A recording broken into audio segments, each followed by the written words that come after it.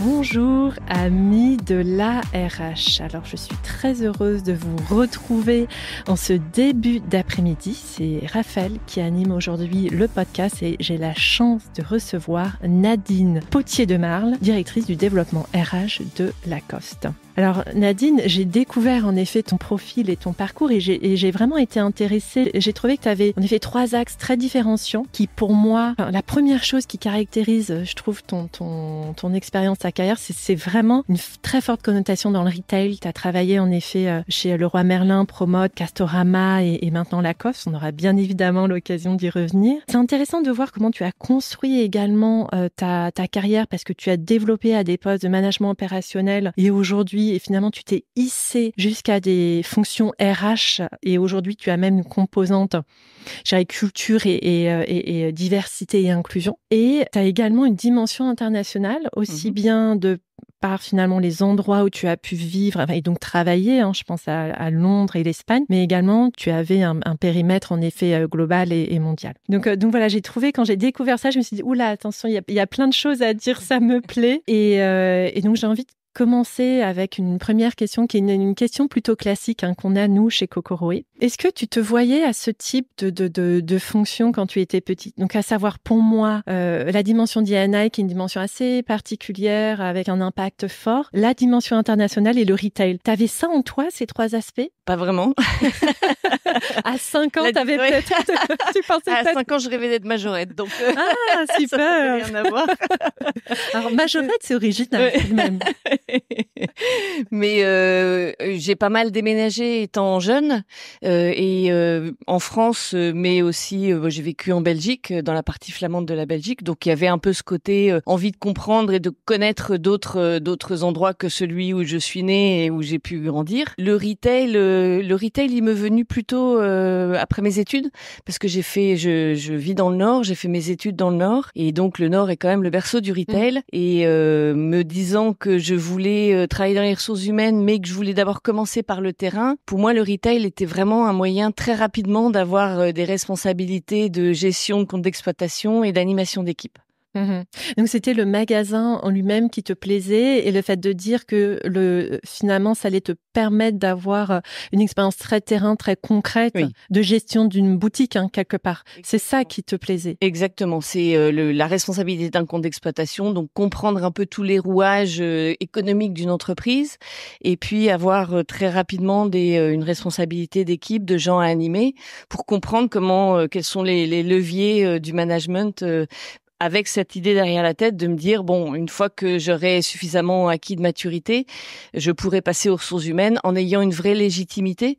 Parce que quand on a fait soi-même, quand on s'est frotté au management, je pense qu'on est beaucoup plus crédible dans les conseils qu'on peut donner et les dispositifs qu'on peut apporter pour le développement des hommes. Ouais, c'était une expérience qui te paraissait en tout cas importante pour plus tard. Je suis quelqu'un de très pragmatique, donc je pense que c'est important de vivre les choses pour mieux les comprendre et après pouvoir effectivement apporter des conseils aux autres. Et est-ce que quand on entre dans le retail, c'est difficile d'en sortir ? Oui, puisque je suis toujours. T'as peut-être pas eu la volonté d'en sortir. Non, j'ai jamais. C'est vraiment un domaine dans lequel je me sens très très à l'aise parce que je trouve que la hiérarchie est plutôt assez plate. Les rapports sont assez simples. Les valeurs d'entreprise qu'on retrouve, je suis passée par différentes entreprises, mais il y a toujours quand même ce cœur de valeurs d'entreprise, de l'esprit d'équipe, de la simplicité, qui font que puis de la performance, qui me ressemble bien. Donc c'est vrai que j'ai pas forcément eu envie de partir dans d'autres secteurs et je m'y sens très très bien. Et cette simplicité, tu la retrouves même au corporate, à des fonctions peut-être un peu éloignées en effet du terrain ou de la gestion d'un magasin. Tu arrives à retrouver cet même état d'esprit? L'état d'esprit, en général, oui. Alors, j'ai effectivement dans mon parcours et alterné entre des postes très opérationnels, des postes plus fonctionnels. Donc, ça m'a permis aussi peut-être de développer cette capacité d'adaptation à différents types de publics. Néanmoins, dans un poste corporate, pour moi, il est très important de rester en forte connexion avec le terrain. Et donc, je suis très très souvent en contact avec les équipes des ressources humaines des différents pays que l'on a dans la géographie de Lacoste, ce qui me permet de toujours être à l'écoute de leurs besoins et de pouvoir mieux répondre à leurs attentes. très clair. Et donc, on a vu, hein, tu l'expliquais toi-même en introduction, donc tu as commencé à des postes de management opérationnel et aujourd'hui, tu es plutôt dans la RH et la diversité et inclusion, enfin donc la partie culture qui comprend ces sujets. Pourquoi tu as pris ce sujet de la diversité et inclusion? Est-ce que c'est complètement une opportunité, ça t'a trouvé intéressant, ou est-ce que de par ton histoire, tes intérêts, c'est quelque chose que tu souhaitais absolument préempter, enfin porter? Je pense qu'il y a les deux. Le fait d'avoir travaillé dans différents pays avec différentes nationalités m'ont permis de comprendre qu'effectivement la notion culturelle elle est très très enrichissante. Puis la diversité, l'équité, l'inclusion, j'ai tout de suite accroché avec Lacoste quand on a travaillé autour des engagements sociétaux de Lacoste. Lacoste, je connaissais pas trop avant d'avoir eu ce premier contact pour le poste dans lequel je suis. Enfin, j'en ai eu un avant, mais bon, avant d'avoir eu ce contact avec l'entreprise.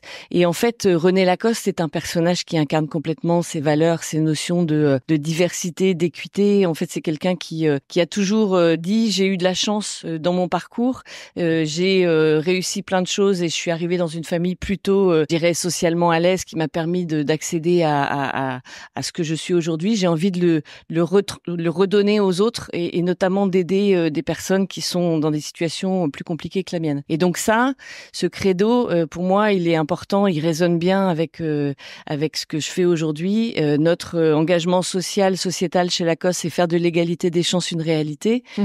Et c'est quelque chose auquel je crois fortement et dans lequel je mets avec grand plaisir beaucoup d'énergie. Oui, ça se sent. Voilà. Et donc, on a parlé rapidement de la partie retail et pourquoi c'était en effet un secteur qui te plaisait, l'engagement en termes de diversité et inclusion. Et la partie et l'international aussi, qui est assez présent en effet dans ton histoire, dans ton parcours. Comment t'en es arrivé à en effet travailler dans différents pays? Est-ce que c'était une volonté de ta part ou est-ce que tu as répondu à des opportunités? Comment ça s'est fait? Toute première expérience que j'ai eue à l'international, c'était une volonté de ma part, parce qu'en fait, pour la petite histoire, mon mari avait l'opportunité d'être muté en Espagne, à Madrid, et puis en discutant, il me dit: ouais, non, bon, ça risque d'être compliqué. Je lui dis: non, pas du tout, on va y aller. et donc je suis allée voir mes patrons. À l'époque, j'étais chez Promode, en leur disant: bah voilà, mon mari est muté en Espagne, il a l'opportunité de partir là-bas. Est-ce que vous auriez quelque chose pour moi là-bas? Et le hasard fait bien les choses, ou il y a pas de hasard finalement.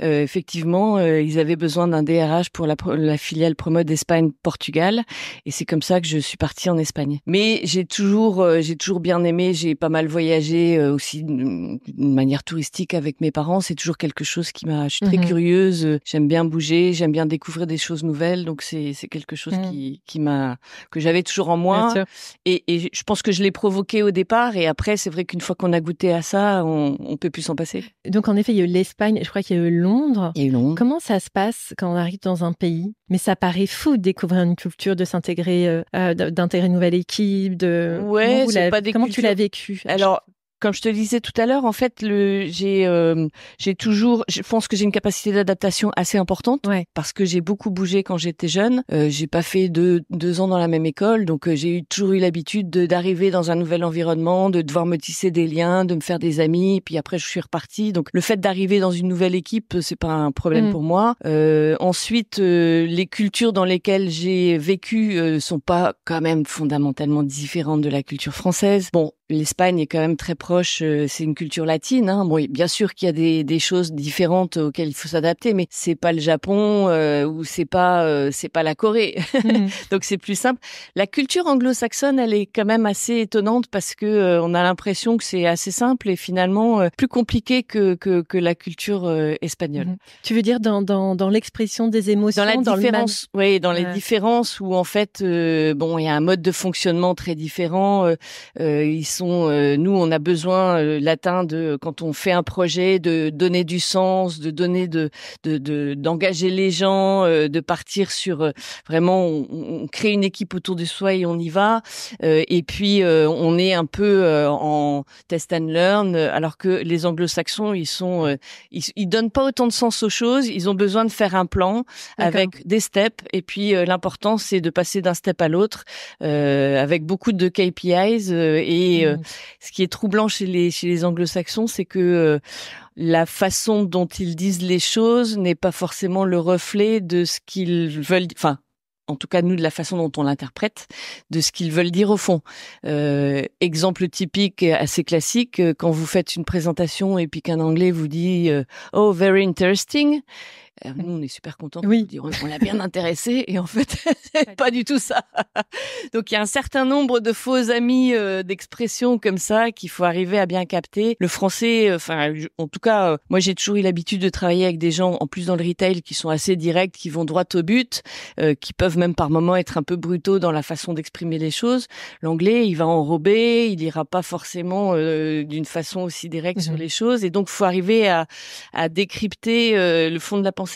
Et c'est à partir de quel moment alors où on peut se dire qu'il a trouvé ça vraiment intéressant? Tu dirais que donc si c'est pas very interesting, quand il est engagé avec nous dans le projet. D'accord, donc c'est ça la règle. Merci. Parce qu'il peut dire oui, puis derrière il fera pas. C'est une fois qu'on le voit bouger avec nous dans le projet qu'on se dit bon, ça y est, c'est bon. Donc, merci pour ce type, ce personnage. Je m'en je m'en souviendrai, et c'est une vraie clé de lecture importante. Très clair. Si on s'intéresse au poste que tu as aujourd'hui, donc tu as beaucoup de responsabilités puisque tu es directrice du développement RH, donc avec un volet D&I, et cela au global. Et donc, ça englobe plusieurs sujets. Donc, tu as les sujets de talent acquisition, tu as les sujets de people development, tu as également les sujets, donc là, tu as également la culture et l'engagement. Et puis, donc, on l'a vu également au global. Donc, ça veut dire finalement définir sa stratégie au niveau finalement central, et après s'assurer qu'elle est déclinée entre les différents pays. Alors en fait, moi, ma façon de faire, c'est pas je ne définis pas toute seule, je co-construis avec mes parties prenantes, avec les pays, parce que je pense que définir tout seul dans sa petite tour d'argent au siège, c'est pas la meilleure façon d'engager les gens. Quand on a travaillé par exemple sur la stratégie d'E&I, on a créé une gouvernance où on a mis dans la gouvernance des gens du business, des gens des ressources humaines, des gens des différents pays, et ensemble, on a co-construit. Bien sûr que la direction, je l'ai bien clairement en tête, mais par contre, je pense qu'il est important d'associer les parties prenantes qui vont devoir après déployer dans leur pays à la construction, parce que d'abord, ils en comprennent beaucoup mieux le sens, ils en comprennent beaucoup mieux les contours, et puis après, ils dérouleront tout seuls. Très intéressant. Et ça, justement, donc concrètement, comment ça s'est passé, la définition de la politique D&I? Donc déjà, c'est à quelle période, toi, où tu définis un peu ta stratégie? C'est quoi? C'est Q3? Est-ce que Q4? Est-ce que tu as des temps forts comme ça dans l'année où tu définis ta stratégie? Sur la stratégie d'E&I, en fait, on a commencé à travailler dessus en 2021. Où au niveau global de l'entreprise, on s'est dit il faut qu'on construise une stratégie de développement durable au sens large. Dans cette stratégie de développement durable, il était important qu'il y ait un pilier people, et donc c'est à partir de là que on a commencé à se dire comment est-ce qu'on construit cette stratégie people et qu'est-ce qu'on y met, vers quoi on veut aller, appuyé, basé sur les valeurs de Lacoste qui sont play as one team, play with elegance, play by daring et play with tenacity, avec une raison d'être de l'entreprise qui est elevate elegance as a value that transcends differences. Donc il y avait déjà dans cette notion-là, la raison d'être de l'entreprise, cette notion de transcends differences, cette notion d'élégance qui est cette ouverture à la diversité et à accueillir des profils différents, que ce soit des profils en termes de compétences, que ce soit des profils en termes de genre, que ce soit des profils en termes de race, etc. Donc il y avait déjà toutes ces notions-là qui étaient dans les fondements de l'entreprise, autour desquels on a cherché cette ligne directrice, et on s'est dit make equal opportunities a reality, donc faire de l'égalité des chances une réalité, et à partir de là on s'est dit comment est-ce qu'on le décline, et on a voulu le décliner en interne de l'entreprise avec cette stratégie diversité, équité, inclusion autour de 3 cibles principales qui sont les jeunes venant de milieux moins favorisés, les personnes en situation de handicap, et accompagner les femmes dans le développement de leur carrière dans l'entreprise. Et on s'est dit, comme René Lacoste, on veut pas juste se cantonner dans notre entreprise, on veut aussi avoir un impact sur notre écosystème. Et donc, comment est-ce qu'on fait pour faire rayonner cet engagement à l'extérieur de Lacoste? Et là, on a mis en place un dispositif en proposant à tous nos collaborateurs de Lacoste volontaires de venir mentorer pendant différentes étapes de leur vie des jeunes venant de milieux moins privilégiés ou des personnes en situation de handicap. Donc, on a cette communauté de collaborateurs qu'on appelle les Committed Crocodiles for Society qui mentorent des jeunes à l'extérieur. Très chouette, ouais. Et donc je comprends bien tes 3 piliers, hein, donc les femmes, le handicap et les jeunes qui viennent de milieux défavorisés. Pourquoi ces 3-là? Parce qu'en fait, la jeunesse, c'est toujours quelque chose qui a tenu fort à cœur à notre CIO Thierry Guibert. Et aujourd'hui, il est clair que on a tellement de jeunes qui ont un talent fou, mais qui sont laissés pour compte parce que ils n'ont pas eu la chance de vivre, de naître dans le bon milieu social, parce qu'ils n'ont pas eu la chance de faire des études, que ça nous paraissait important sociétalement de s'intéresser à cette cible-là. Deuxième cible, c'est les personnes en situation de handicap. On ne peut pas passer au-delà de ce sujet-là, qui est vraiment un sujet sociétal partout dans le monde. On a 16% de la population qui est en situation de handicap, et on peut pas laisser 16% de la situation des personnes sur le côté.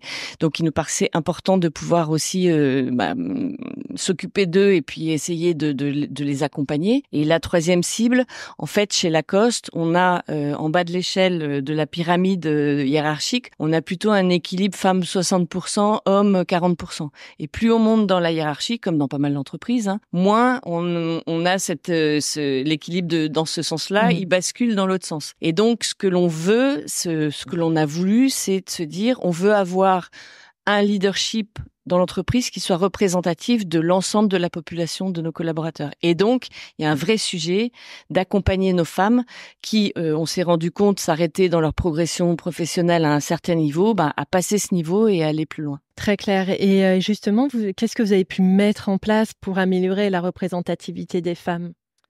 Alors, on a mis en place... la toute première étape, et là j'insiste sur ce sujet-là parce que c'est pour moi le point clé, c'est de dire, si on veut travailler sur la diversité, l'équité, l'inclusion, il faut d'abord travailler sur nos collaborateurs. Il faut qu'ils se rendent compte qu'ils ont des biais inconscients et que malgré eux, ils discriminent, même s'ils n'ont pas envie de le faire, malgré eux, ils le font naturellement. Donc la première étape, c'est vraiment de travailler sur la culture d'entreprise, de faire prendre conscience aux gens que tout un chacun a des biais inconscients et c'est normal. Tout à fait d'accord. Et donc, à partir de là, une fois qu'on a pris conscience de ces biais, et d'ailleurs, on a été accompagné par Kokoroé dans la démarche, puisque on a mis en place un autodiagnostic que l'on a travaillé avec Me and You Too pour que les collaborateurs, en passant l'autodiagnostic, se disent tiens, finalement, je pensais que j'étais très inclusif, je le suis pas tant que ça, j'ai encore des axes de travail. Et ça a été aussi accompagné par des e-learning Kokoroé sur les différentes cibles que l'on avait. Donc d'abord la notion de comment est-ce qu'on travaille ses biais inconscients, ensuite les personnes en situation de handicap, l'équité homme-femme. Et donc ce dispositif-là nous a permis d'ouvrir un peu les chakras et de développer la prise de conscience de nos collaborateurs sur cette notion de diversité. Après, on a mis en place sur la parité homme-femme dans nos process RH, on s'assure vraiment qu'à tous les niveaux, dans le recrutement, dans l'évaluation des collaborateurs, dans la mobilité interne, dans l'assessment de nos collaborateurs, on ne favorise pas une cible par rapport à l'autre et on travaille bien de l'équité dans les salaires bien sûr et bien entendu. Et puis on a aussi fait beaucoup de communication et d'événements autour de ces femmes pour en faire des rôles modèles, pour montrer que oui c'est possible. Donc on a mis en place là depuis 3 mois des podcasts, un podcast mensuel où on demande à une collaboratrice de l'entreprise qui a fait une carrière assez remarquable de venir expliquer un peu son parcours de carrière. Quand on a eu, donc ça, on en fait un par mois jusque pendant au moins un an. On a la journée internationale de la femme qui était le 8 mars. Finalement, on l'a transformée en semaine au cours de laquelle on a chaque pays, parce qu'ils étaient bien impliqués par la gouvernance que je vous ai expliqué au départ, a mis en place un certain nombre d'événements, de prise de conscience, de conférences, ressources pour pouvoir justement parler de ce sujet et puis à nouveau faire prendre conscience d'un côté homme comme d'un côté femme, du chemin à parcourir pour que les choses soient plus simples. On a mis en place une formation qu'on a commencé là très récemment pour une vingtaine de femmes talents dans l'entreprise que l'on a identifié de différentes fonctions. Donc on a toutes les fonctions représentées, tous les pays représentés et pendant un an elles vont suivre un parcours d'accompagnement pour les aider à prendre plus confiance en elles, à pouvoir travailler leur projet professionnel d'une façon plus précise, à se donner des ambitions un peu plus grandes, à se mettre en visibilité, à créer un network au sein de l'entreprise. Donc c'est très concret. Voilà, oui, tout à fait. Et est-ce que tu as pu mesurer, alors c'est une question difficile que je te pose et c'est très très difficile, mais est-ce que tu sens que depuis que tu as mis en place en effet toutes ces actions, au niveau learning, mais pas que. Et ce qui est super, c'est que justement, ton poste donne la possibilité d'intervenir sur la partie recrutement, évaluation, etc. Donc, tu es vraiment sur toute la chaîne de valeur. Est-ce que tu sens que depuis que tu as pu mettre en place, en effet, ces actions, tu as réussi à améliorer la représentativité des femmes? Alors, on est très fiers de nous. Oui. On a fait un petit pas et c'est une question de petits pas. On va pas changer du jour au lendemain la donne, mais on était à 41% de femmes dans ce qu'on appelle la leadership team chez nous, qui est effectivement le sommet de la pyramide. C'est les membres du COMEX et N-1 du COMEX. On était à 41% en 2022. On est arrivé à 43%. Fin 2023. C'est 2% de plus un an après. 2 points. Ouais. C'est beau. Ouais. Et puis ça se mesure concrètement. Oui, tout à fait. Ça ment pas. Et l'index d'équité chez nous, il est de 95 points, ce qui est 7 points au-dessus de la moyenne française. Donc petit à petit, avec des actions concrètes comme ça, et surtout, on est engagé tous les pays qui eux-mêmes mettent en place des initiatives, bien sûr, globales qu'on aide à construire, mais qui aussi vont rajouter des compléments plus locaux. Les choses, le chemin se fait. Est-ce que vous, donc au niveau du corporate, est-ce que il y a une mesure que vous avez mis en place pour améliorer la représentativité qui a particulièrement mieux marché? Est-ce que c'est dans la politique de recrutement? Je pense que c'est un ensemble de petites choses qui font que ça marche. On peut pas en pointer une. Non, il y a vraiment, je pense que c'est un mindset à changer dès le départ. Faire prendre conscience, c'est important, parce que je pense que les gens ils sont pas mauvais, ils discriminent pas pour le plaisir de discriminer, ils se rendent pas forcément compte qu'ils le font, donc c'est déjà d'en prendre conscience, d'ouvrir un peu ses chakras sur ce que peuvent ressentir les gens en face qui vivent ces sortes d'injustices, et puis travailler ensemble. Et je pense que dans l'axe, on appelle ça drive our crocodile to the top, on fait bien sûr des choses pour les femmes, mais on fait intervenir des hommes aussi. On intègre les hommes dans la démarche parce que il faut que ce soit quelque chose de travailler ensemble. Bien sûr. Donc, c'est vraiment intéressant. On a bien compris ce que tu fais donc pour les femmes et également pour les jeunes qui viennent de milieux défavorisés. Et là, on comprend que c'est une approche qui est plus externe, c'est-à-dire que c'est des collaborateurs de Lacoste qui peuvent avoir une action auprès de ces jeunes et être mentor, c'est ça? Ou ça s'exprime de façon différente également? Il y a encore plein d'autres choses. Il y a encore d'autres choses. Oui, tout à fait. Mais c'est vrai qu'on s'est rendu compte en travaillant. Alors, on travaille avec la Fondation Mosaïque. D'accord. On sait. Donc, le deuxième type que je pourrais peut-être apporter, c'est que donc il y a le mindset de l'entreprise à changer. Et la deuxième chose qui est très très importante, c'est de se construire un écosystème d'associations qui sont spécialisées sur les thématiques qu'on veut traiter, qui peuvent nous permettre d'évoluer sur les sujets, de mieux comprendre, de toucher directement les cibles que l'on a. Et donc, la première des étapes qu'on a faites, c'était de se dire, on essaye d'identifier sur chacun des marchés sur lesquels on est, quelles sont les bonnes associations qui nous permettront de mieux comprendre les problématiques auxquelles se heurtent ces jeunes venant de milieux moins favorisés ou ces personnes en situation de handicap. D'accord. Une fois qu'on a identifié on met en place des partenariats et on construit des actions ensemble. Donc, effectivement, il y a du mentorat qu'on a mis en place.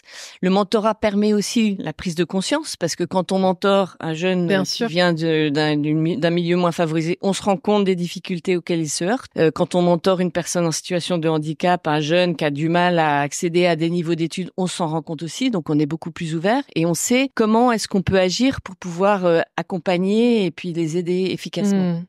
Donc ça, c'est intéressant, cette approche, ce tissu associatif. Tu travailles en effet avec beaucoup d'associations. Donc c'est sur les sujets du handicap et je me permets d'aller dans les détails parce que c'est vraiment ça qui intéresse en effet les auditeurs, parce qu'on se rend compte sur les sujets de diversité et inclusion que vous avez tous les mêmes thématiques et une façon en effet commune de les traiter. Donc toi, tu as une approche qui est de dire que tu travailles avec des associations. Est-ce que pour autant en interne, tu as pu mettre des choses en place sur la thématique du handicap et des jeunes en milieu défavorisé, ou c'est plutôt une approche externe? Non, c'est une approche externe pour d'abord. Alors, je reviens à ce que je voulais dire, c'est que aussi la deuxième chose dont on s'est rendu compte sur ces deux cibles-là, c'est que en fait, ils ont besoin d'être accompagnés très tôt. C'est pour ça qu'on agit en externe. D'accord. Parce que ces deux cibles-là particulièrement, en général, ils sont un petit peu laissés pour compte de la société, de l'éducation. Ils connaissent pas les codes de l'entreprise, ils savent pas comment ça fonctionne. Donc, au plus tôt on peut se mettre en contact avec eux, et on intervient dans des classes de troisième, par les stages de troisième, sur ces deux types de populations-là. D'accord. Et donc on les mentore, mais on les intègre aussi. On prend des stagiaires en troisième, on prend des stagiaires après pendant la période des stages qu'ils ont à faire en première ou en terminale. On prend des jeunes en alternant et donc on aide aussi nos managers en les formant à mieux comprendre comment manager ces jeunes-là. C'est vrai que l'angle des jeunes qui viennent de milieux défavorisés, je le vois, il est pas si fréquent. Non. Dans les priorités, il est intéressant, cet angle, et je pense que ça vient de votre CEO qui a un focus particulier sur ces sujets. Oui. Notre fondateur, René Lacoste, il était quand même, c'était donc un champion de tennis, sa femme était une championne de golf. Ils ont toujours, la famille Lacoste, le golf de Chantaco. À l'époque, les jeunes, les caddies n'avaient absolument pas le droit de toucher à une balle de golf, si, sauf pour la ramasser, puis mais ils pouvaient pas jouer. René a été le premier à se dire, ces jeunes-là qui viennent, qui sont socialement un peu défavorisés, j'ai envie de leur donner un coup de pouce, et donc je vais leur donner des cours de golf, je vais leur permettre de jouer sur le golf, et grâce à ça, il y a certains d'entre eux ont eu des carrières dans le golf. Donc c'est un peu aussi les racines, l'ADN de l'entreprise. Ouais, c'est deux par son histoire en fait.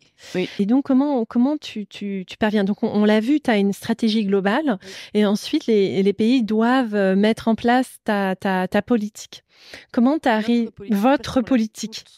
Oui, ils sont partie prenante dans la construction. Ils sont partie prenante. C'est ça qui fait la réussite aussi. C'est ça qui fait la réussite. Le deuxième point de réussite du sujet, en tout cas que l'on voit chez nous, mais je trouvais intéressant de partager, c'est que ça n'est pas qu'un sujet RH. On a mis dans la gouvernance des gens du business. Donc pour chacun des axes des trois cibles dont je t'ai parlé, on a un sponsor qui est un membre du COMEX, on a 2 project leads, un DRH et un CIO régional, et après on a une core team qui est là plutôt une équipe RH. Mais les gens du business, dès le départ, sont dans le sujet, sont porteurs du sujet, et forcément derrière ça déroule beaucoup plus rapidement. Ça, c'est très très fort d'avoir ce niveau de sponsoring. Oui. D'accord, donc je vois que c'est quand même porté à un très haut niveau, les sujets diversité et inclusion. Comment t'arrives, donc on l'a vu, t'as pas que ça. Je mets en valeur en effet cet aspect parce que dans d'autres entreprises, tu as parfois en effet un responsable, un directeur diversité et inclusion dédié, et on se rend compte que toi, c'est qu'une partie en effet de ta feuille de route, donc ça fait beaucoup de responsabilités pour toi. Comment tu arrives à organiser, en effet, tes journées et à traiter ces différents sujets? Donc, on l'a vu, il y a la diversité et inclusion, mais également tout ce qui est acquisition de talent, développement, people développement. Comment ça se passe? Tu as une équipe? Oui. Bien sûr. J'ai pas une grosse équipe parce qu'on est un département central, mais effectivement, j'ai des managers dans chacun des 3 domaines qui sont des personnes fantastiques. Il en faut. Il faut qu'elle soit Elles fantastique. sont fantastiques à la fois en termes d'engagement, à la fois en termes de compétences, d'enthousiasme. Et je trouve que le fait d'avoir les trois, ça permet de mailler les choses et d'être plus efficace. Parce que quand on est donc sur une stratégie, on a besoin de formation. Du coup, on se fait aider par le manager du pôle People Development.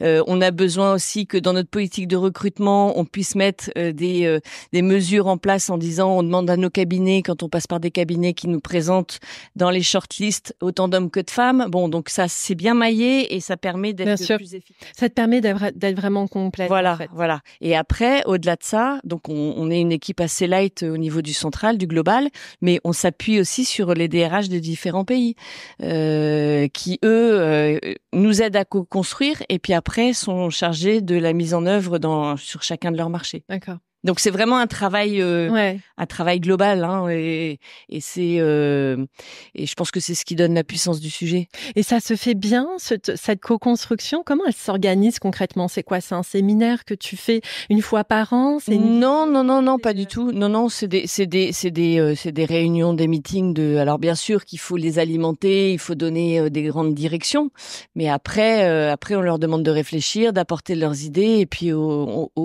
finit par finalement tomber sur des choses qui font l'unanimité. Et après, donc une fois qu'on a construit cette stratégie, derrière, on a des stirco tous les 2 mois. D'accord. Avec cette même gouvernance. Et l'idée de ces stirco, c'est de pouvoir échanger les bonnes pratiques, donc de partager. Et cet échange de bonnes pratiques, il a 2 objectifs. Le premier, c'est de mettre en visibilité des actions qui ont été faites et donc de reconnaître un peu les équipes qui mènent ces actions. Et le deuxième, c'est de donner des idées aux autres pour éviter de réinventer l'eau chaude. Et donc comme ça, on a quelques actions, notamment on a une campagne qui s'appelle le Brand Days qui a été mise en place en Chine, qui avait pour objectif d'aller chercher des jeunes en situation de handicap dans les universités et puis de les pendant 2-3 jours de les faire naviguer dans les différents départements du siège. Cette initiative a été présentée lors d'un stirco et finalement Hong Kong a décidé de faire la même chose. Voilà. Très bien. Donc ce partage fait vivre le sujet naturellement. Est aussi un moment de reconnaissance, un moment d'émulation, parce qu'on se dit tiens, mon voisin il a fait ça, je vais pas rester je vais pas rester en arrière, je vais faire aussi des choses, et ça fait c'est un vrai beau moment d'échange. Et tu sens qu'il y a certains pays qui sont plus moteurs que d'autres sur ces sujets de diversité et inclusion, qui sont peut-être plus créatifs, plus... Il y a une émulation globale en fait. Ouais. Il y a une émulation globale. Au départ, et certains pays étaient un peu en retrait, notamment la partie, et c'est marrant parce que quand on parle de personnes en situation de handicap, on nous dit mais comment vous faites? Parce que de toute façon les cultures sont différentes en fonction des pays, ça peut pas marcher mondialement. En Asie, c'est pas un sujet. Au départ, effectivement, l'Asie était un peu en arrière. Aujourd'hui, c'est eux qui mènent le bal. Ouais, ils sont complètement appropriés le sujet. Oui. Et donc très très bien. J'ai l'impression que le maître mot, c'est la co-construction. Enfin, finalement, ce qui fait que ta politique diversité et inclusion, elle prend vie et elle est bien diffusée dans la culture d'entreprise, c'est que tu co-crées avec eux, en fait. T'imposes pas, c'est que ça vient d'eux. Et ça, c'est très fort. Moi, j'ai toujours été une convaincue de l'intelligence collective. Ouais. Je pense qu'à plusieurs têtes, on est beaucoup plus puissant qu'à une seule tête, même si c'est une tête pensante, soi-disant. et ensuite, quand on construit ensemble, forcément, on est engagé dans la démarche et forcément, ça va beaucoup. Bien sûr, bien sûr. Et comment tu arrives à... Est-ce que déjà tu adresses la thématique de la diversité et inclusion dans les boutiques? Est-ce que tu essayes de former tes managers aussi? Bien sûr. Okay. Bien sûr, par exemple, pour vous donner un exemple très, très concret, sur la période des Jeux Olympiques, on va former tous nos magasins de la région parisienne, Paris et la région parisienne, à l'accueil des personnes en situation de handicap. D'accord. Très clair. Et comment, alors ça, c'est une question qui intéresse beaucoup nos auditeurs. Comment tu arrives à les former? C'est quoi? C'est une session présentielle pendant un temps dédié? C'est du digital? C'est du digital. D'accord. Il y a un peu, oui, c'est du digital. Ils ont en magasin, c'est vrai qu'ils n'ont pas énormément de temps Bien sûr. à dédier aux formations. Donc, toutes les formations qu'on fait en magasin, que ce soit des formations produits, des formations conseils de vente, on a une plateforme digitale qu'ils utilisent pour pour se former avec des modules. Ça veut pas dire que derrière on met pas en place aussi un dispositif un peu plus large en mettant des petits challenges avec des gagnants sur des sujets pour approfondir un peu les sujets. Et puis le directeur de magasin, on l'implique un peu plus pour qu'il fasse vivre ça aussi dans son magasin après au quotidien. Ils ont des petites checklists, ils ont des outils un peu différents. Mais c'est vrai qu'on peut pas se permettre de leur dire pendant une demi-journée vous venez en salle, on va vous former. Bien sûr. Et j'ai envie de te poser une question parce qu'elle est incontournable en ce moment, on en parle quand même beaucoup. Alors je fais un petit pas de côté, sans transition, mais est-ce que tu intègres aujourd'hui l'intelligence artificielle générative? Je te vois sourire parce que tu me vois venir. Je la voyais venir. Et alors pas l'IA dans la diversité et l'inclusion encore aujourd'hui, quoique ça permet de créer des contenus peut-être, voilà. Mais est-ce que toi aujourd'hui, j'ai l'impression que vous êtes assez collaboratif, assez créatif dans la démarche, en tout cas diversité et inclusion que vous pouvez avoir, mais peut-être aussi plus largement dans tout ce qui est people development, enfin talent acquisition et puis learning. Est-ce que toi l'IA est présent en fait dans ton département? L'IA n'est pas tellement présent. J'avoue qu'on a un peu de retard sur le sujet.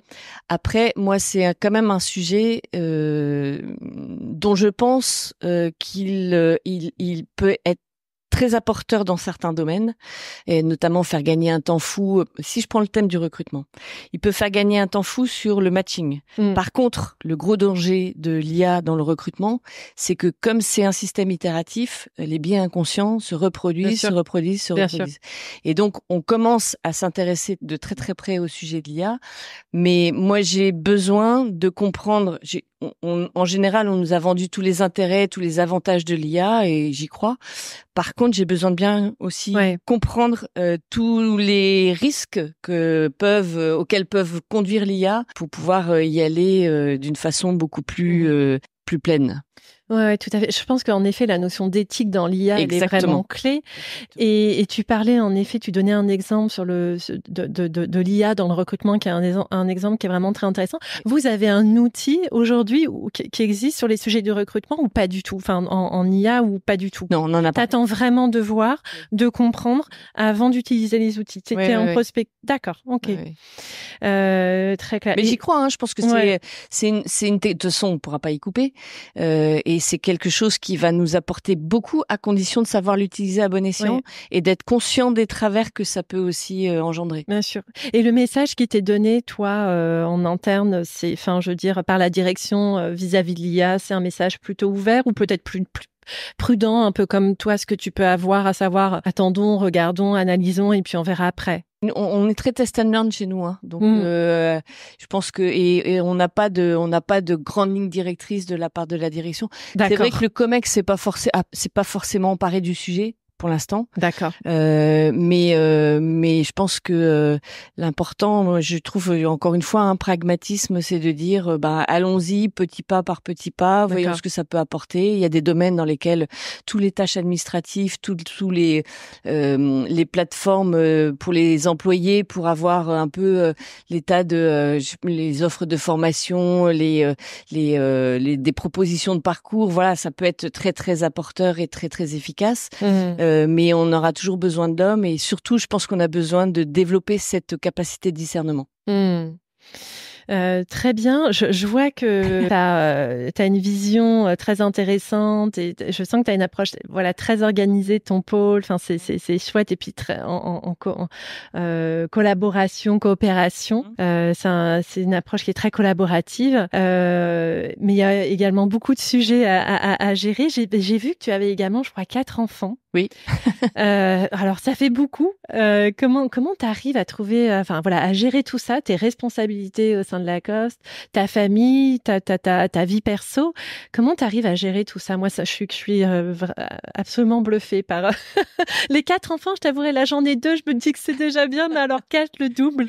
Oui, non, mais j'en ai 4 qui commencent déjà, qui sont âgés. Hein, ils restent. Mes 3 garçons sont déjà dans la vie professionnelle. Et ma fille, elle est encore dans les études.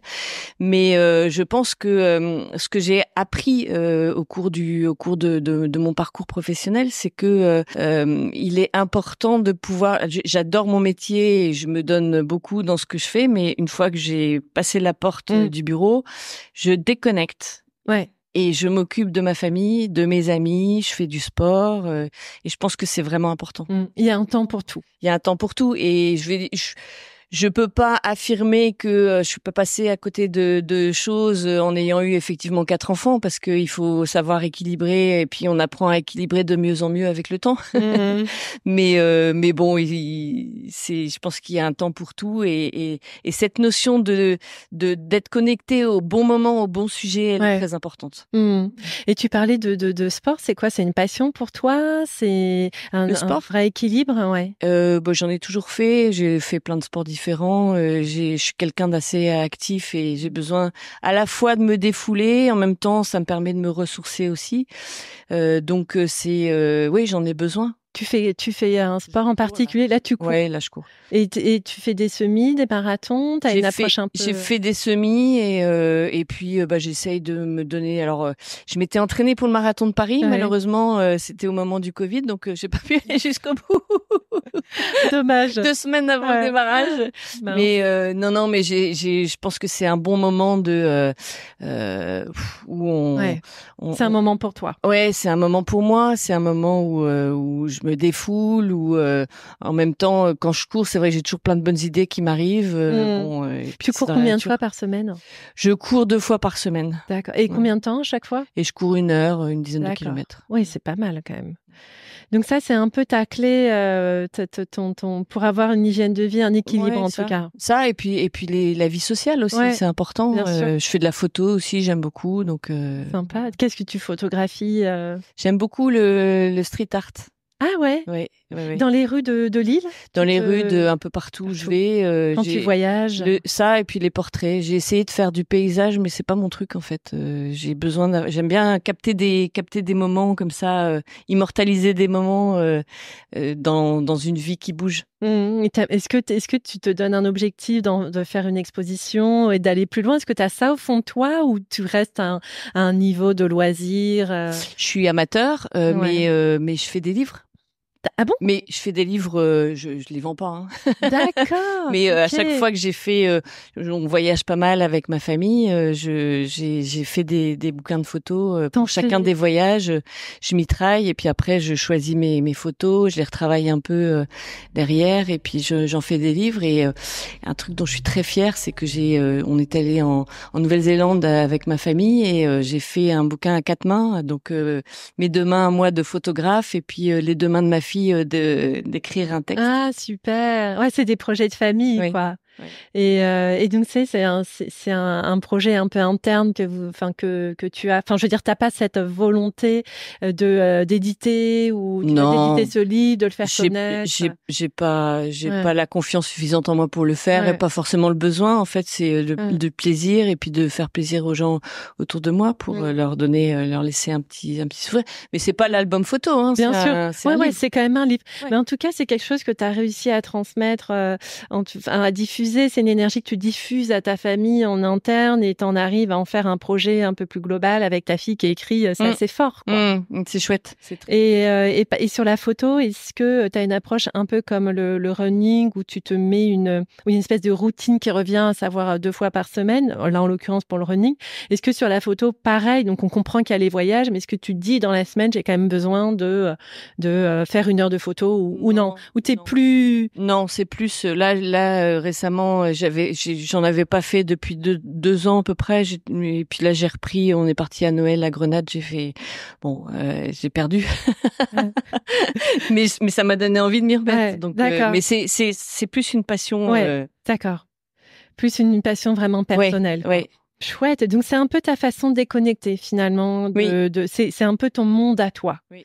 Et ce que je comprends, c'est qu'il y a un temps pour tout. Quand tu es au travail, tu es au travail. Quand tu es avec tes amis, tu es avec tes amis. Et ta famille, c'est pareil. J'ai une dernière question pour toi. Est-ce que tu as des podcasts, des livres, des newsletters qui t'inspirent et comment tu arrives à te nourrir, en effet, intellectuellement et à prendre un peu de hauteur, de recul sur tous les sujets que tu mènes et que tu abordes? Je dirais que j'aime bien assister à des conférences, j'aime bien lire aussi. Si on parle de livres qui m'ont inspiré dernièrement, j'ai lu La puissance de la joie de Frédéric Lenoir, qui je trouve un livre intéressant sur comment est-ce que on construit sa joie. C'est quelque chose qu'on doit construire et qui vient à la fois de l'intérieur et des relations qu'on peut avoir avec les autres. Et on peut avoir une vie joyeuse même en passant au travers d'épreuves un peu compliquées. Parce qu'on a cette ressource intérieure. Oui, c'est ça. Et puis parce que les épreuves sont aussi des moyens de pouvoir, quand on les surmonte, d'aller encore plus loin et de se sentir encore plus puissant. C'est la puissance de la joie, en fait. C'est intéressant. Oui. Ça te permet de voir finalement les difficultés, éventuellement surtout les difficultés, les épreuves de façon radicalement différente, et de dire que si tu arrives à surmonter cette épreuve, cette difficulté, t'en sors une puissance et tu peux même aller plus loin. Oui, c'est bien, c'est ce que pour moi, c'est une valeur importante aussi chez Lacoste, la notion de test and learn, et on apprend plus de ses erreurs et de ses difficultés que des choses faciles. Et je pense que dans la vie, chaque chose en son temps, et chaque chose qui nous arrive a une raison de nous arriver, et il faut savoir en tirer le meilleur parti pour continuer une vie la plus heureuse possible, parce qu'elle est courte. Magnifique. Écoute, moi, j'ai envie de finir sur ça. La puissance de la joie. Je pense que je vais tout de suite aller me renseigner pour me procurer ce livre que je trouve très positif. Merci beaucoup, Nadine, pour ce témoignage, ce partage. Je suis très contente parce qu'on a vraiment réussi à comprendre comment Lacoste menait les sujets de diversité et inclusion, quels étaient vos 3 axes, comment vous arriviez à les aborder. J'ai beaucoup aimé cette collaboration, cette coopération qui fait que finalement, c'est un succès. Je pense que c'est ça qu'on peut vraiment retirer en effet de ton partage. Merci pour ta belle énergie. On ne te voit pas, mais il y a quand même une très très belle énergie. Merci pour en effet ta belle énergie. Et puis je vous donne rendez-vous très bientôt pour un prochain podcast. Merci Nadine. Merci à toi. À bientôt. Au revoir.